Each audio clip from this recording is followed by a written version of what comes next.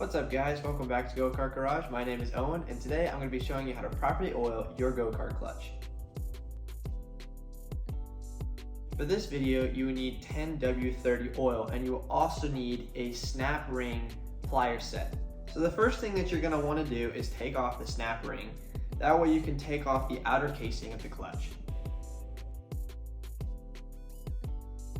Once you have your snap ring taken off, you can take a little bit of oil and put it on your finger like this and then rub it on this inner portion of the clutch.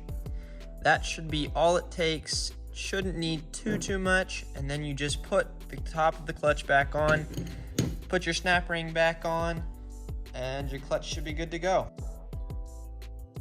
Now, it never hurts to oil your chain as well as your clutch. Your clutch should be oiled probably about every second tank of gas. Just keep it properly maintained so you can avoid heat damage. You need to make sure that you oil your clutch properly and do it consistently. If you don't, heat damage may happen, and if there's heat damage, your clutch won't disengage and it just gets stuck and then your go-kart can't stop.